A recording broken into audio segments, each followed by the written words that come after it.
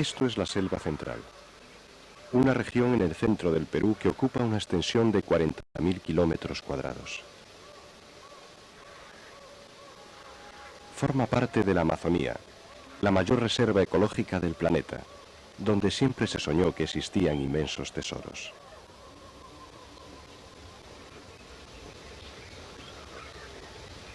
Hoy se reconoce que el gran tesoro de la Amazonía está en el hecho de ser el hábitat de multitud de especies animales y vegetales y en su aportación a la estabilidad climática global. Las mentalidades colonizadoras alimentaron la interesada idea de que era un espacio que no pertenecía a nadie.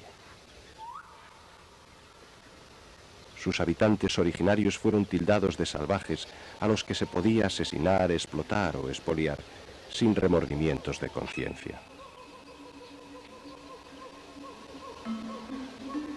Estos nativos, custodios de un patrimonio universal, mantienen un modo de vida en equilibrio con el medio desde hace más de 5.000 años.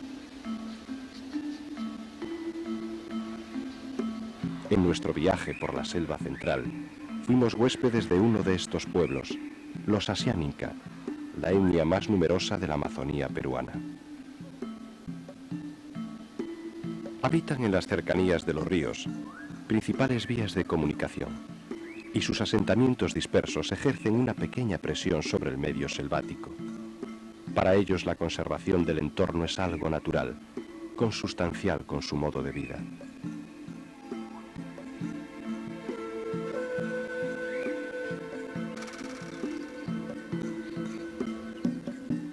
Viven de la agricultura, de la caza, de la pesca y de la recolección de animales, frutos y materiales de la selva.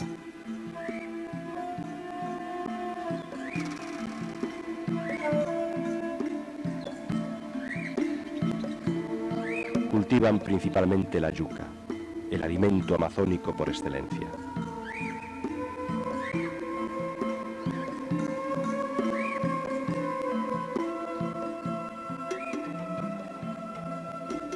Son magníficos cazadores que siguen utilizando sus arcos y flechas y también dominan varias técnicas de pesca individual o colectiva.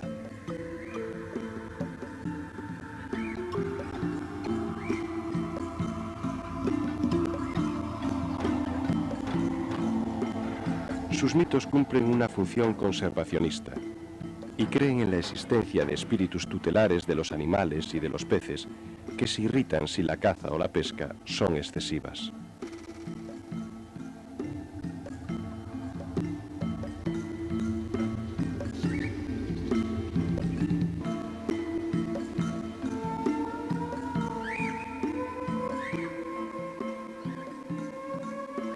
Desde 1635, los Asiánica vienen sufriendo cruentas agresiones. Primero fueron los misioneros, que tenían una estrategia de dominación fundada en el control económico, aunque sin excluir el uso ocasional de la violencia, y que introdujeron epidemias para las que los aborígenes no tenían resistencia. Esta etapa acabó en 1742, con una rebelión indígena que cerró la selva central a los foráneos durante más de un siglo.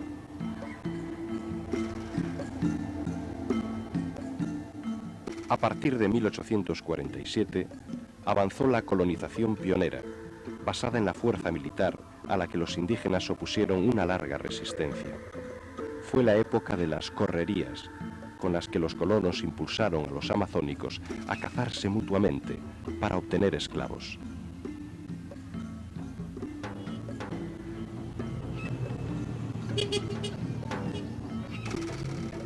La colonización masiva se inició solamente a mediados de este siglo, disparada por el alza sostenida de los precios del café y por la explosión demográfica peruana.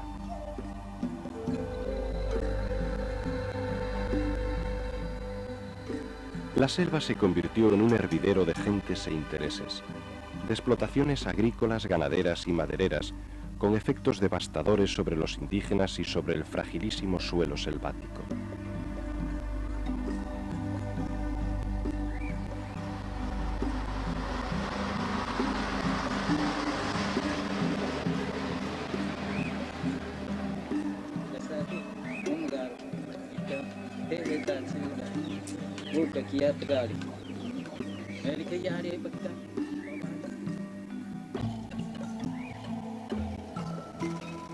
Posteriormente, el cultivo de la hoja de coca y las prospecciones de las multinacionales petroleras introdujeron nuevas amenazas.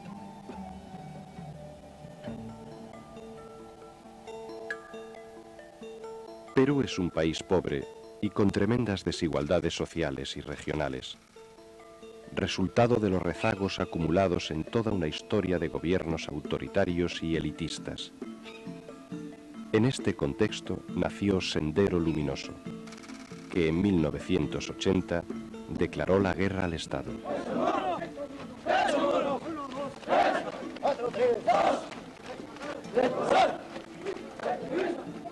Ejército y senderistas entablaron la guerra con igual violencia y crueldad. Las dos partes usaron políticas literalmente terroristas de uso masivo del asesinato, de la intimidación y de la violencia para imponer su proyecto.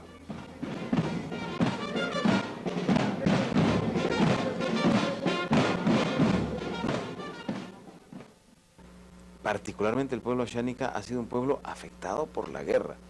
En última instancia, afectado por en fin, los tiros que disparaban desde el lado del terrorismo y del otro lado también. Entró así en el territorio de los Asháninka, una guerra de la que fueron protagonistas involuntarios, acusados por ambos contendientes de colaborar con el enemigo.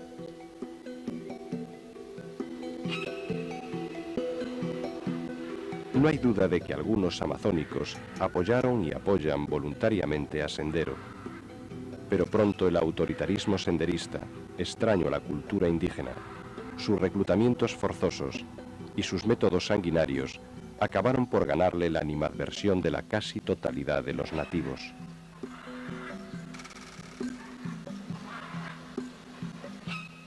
Reactualizaron la institución del Oballerite, o Ejército Asháninka, y montaron autodefensas, esencialmente autónomas, que posteriormente fueron estimuladas por las Fuerzas Armadas, intentando instrumentalizar a los nativos.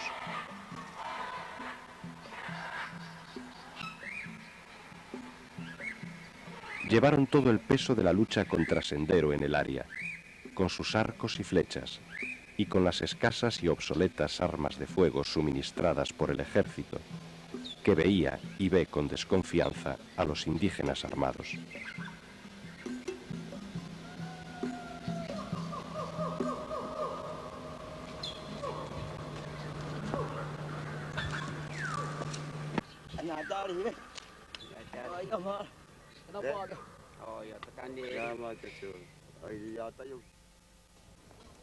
Bueno, acá tenemos nuestras almas, no estamos completos, más bien tenemos 16 almas, porque acá nuestro rondero hay 45 ronderos, entonces necesita más armamento, porque no abastece con ese 16.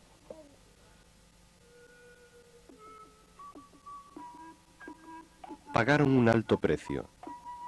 Murieron entre 4 y 5.000 personas, casi el 10% de la etnia, y hubieron de desplazarse más de 10.000, refugiados en condiciones penosísimas en otras comunidades hermanas superpobladas.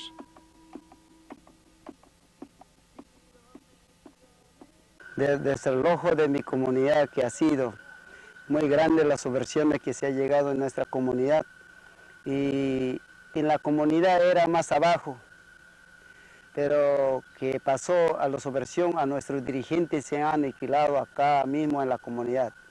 Justamente todo, la gente de nosotros hemos salido a escaparnos al monte para poder, pensamos que se van a retirarse a los enemigos, y después de estos hemos salido a refugiarnos a la comunidad de Cuchireni. La dura época de la violencia potenció la organización indígena, motivada esencialmente por la defensa de sus territorios ante el expolio y la colonización. Debido a que hoy en día nosotros los Asháninkas, los Nomachiguengas y los Yaneshas y los Yines y los Ashénicas respectivamente, pueblos indígenas que hemos habitado antes que exista el Estado peruano en esta parte del territorio de la selva central del Perú, hoy en día nos sentimos altamente vulnerados por los diferentes elementos de la cultura occidental. Tal es el caso de la depredación de los recursos naturales y el proceso de pérdida de la biodiversidad y el despojo de nuestro territorio y la escasez de los elementos básicos para la subsistencia de nuestra familia, para mantener a nuestros hijos. Nos sentimos verdaderamente en un proceso de extinción de nuestra cultura, de nuestro pueblo. A pesar de las dificultades derivadas del aislamiento de muchos poblados, los indígenas fueron capaces de poner en pie federaciones de comunidades, agrupadas habitualmente por cuencas de ríos. La Unión Europea y el gobierno peruano colaboran con estas organizaciones mediante el proyecto PRODEP, codirigido por el español Enrique Ayer. Este proyecto, que se llama PRODEF, que significa Proyectos Desplazados por la Violencia, está cofinanciado por la República del Perú y la Comisión Europea. Funciona bajo el principio de la codirección, es decir, hay un codirector nombrado por el gobierno peruano en virtud de concurso público y un codirector nombrado por la Comisión Europea, en este caso quien habla. Este proyecto, cuyos objetivos son apoyar el retorno de las familias que se han visto obligadas a desplazarse de sus comunidades nativas como consecuencia de la violencia política que enfrentó a Sendero Luminoso y al ejército peruano, tiene 5 proyectos, uno de ellos centrado en la selva central del Perú, que comprende a las poblaciones asiánicas que habitan fundamentalmente las cuencas de los ríos Apurímac, Ene, Perené, Tambo. Esas organizaciones se enfrentan a desafíos múltiples. En primer lugar, la defensa de los derechos humanos, pues la defensa de los indígenas es una cuestión de derechos humanos que se les han negado siempre bajo la cobertura de considerarlos salvajes. Desde 1993, los desplazados asiánica están retornando a sus territorios, reconstruyendo sus poblados.